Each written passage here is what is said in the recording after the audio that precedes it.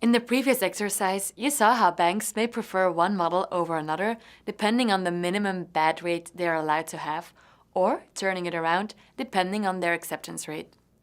Often, banks just want to know what the best model is overall, without having to make any assumption regarding acceptance rates or cutoff.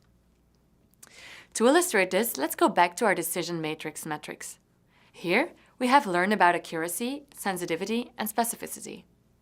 We already discussed that classification accuracy includes all the test set elements in the denominator and, as a result, is tempting to use. However, classification accuracy is also a problematic measure in the credit scoring context, as accuracy is generally maximized when a very high cutoff is chosen, or in other words, when all test set elements are classified as non-defaults. This is why one of the most popular methods to evaluate credit risk models is based on sensitivity and specificity. This evaluation method is called the Receiver Operating Characteristics Curve, often referred to as the ROC curve.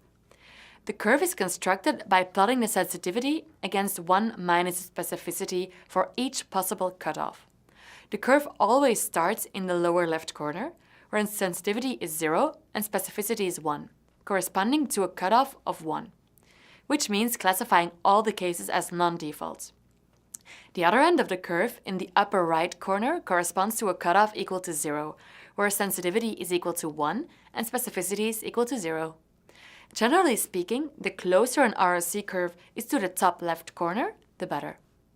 These curves have higher specificities associated with higher sensitivities.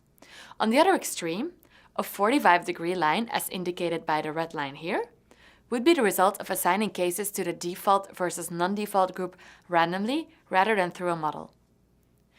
In reality, when comparing models, you will often see that the differences between several ROC curves are not as clear as shown in the previous slides.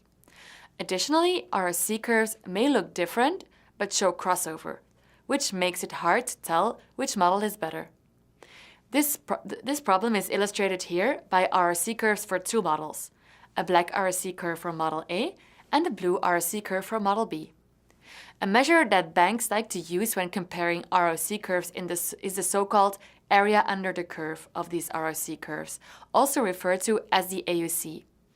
The AUC of a model is between 0.5, which corresponds to the red diagonal line shown before, and 1, which would correspond to a perfect model.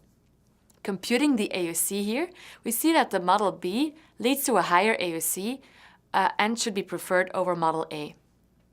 Let's have a look at some ROC curves for the models we constructed previously.